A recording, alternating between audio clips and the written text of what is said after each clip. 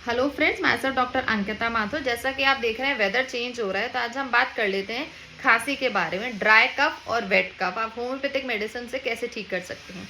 सबसे पहले हम बात करते हैं ड्राई कफ के बारे में। अगर आपको ड्राई कफ है, मतलब आपका कफ बाहर निकल नहीं रहा, आपकी छाती में घड़ की आवाज़ आ रही है और कफ बिल्कुल अंदर जमा हुआ है, और जब आप सो रहे हैं तो रात को सोते समय भी आपको खांसी हो रही है और खांसते खांसते आपके चेस्ट में पेन होने लग जाता है, तो उसमें दो होम्योपैथिक के मेडिसिन बहुत ज़्यादा इंपॉर्टेंट है।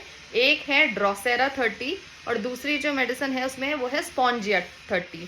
तो इस दोनों दवाइयों की दो दो बूंद दिन में 3 बार आप लेंगे तो 2-3 दिन में ही आपको बहुत ज़्यादा चेस्ट और कफ से आराम मिल जाएगा। दूसरी खांसी की हम बात करते हैं, वो है वेट कफ। तो अगर आपको वेट कफ है, आपकी छाती में कफ बाहर आ रहा है, खांसते समय कफ बाहर आ रहा है और बाहर नहीं भी आ रहा, तो अगर आप खांस रहे हैं तो खांसते खांसते आपके बलगम की आवाज़ जो है वो आपकी छाती में आ रही है बहुत ज़्यादा। अगर आपके रनिंग नोज भी है तो इन दो तरीके उसमें आप होम्योपैथिक की मेडिसिन यूज़ कर सकते हैं। वो है इपिकॉक 30 और दूसरी है एंटियम टार्ट 30। इन दोनों दवाई की दो दो बूंद दिन में 3 बार लीजिए।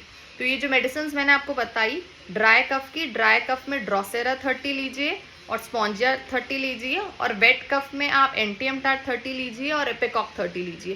तो इन दवाइयों को यूज़ करने से आपको खांसी में 2-3 दिन में ही आराम हो जाएगा, चाहे आपकी खांसी नई हो या पुरानी। और कुछ डिटेल्स आपको पता करनी है, अगर आपके कोई दूसरे सिम्टम्स हैं तो आप मेरे नंबर से कॉन्टैक्ट कर सकते हैं। Thank you.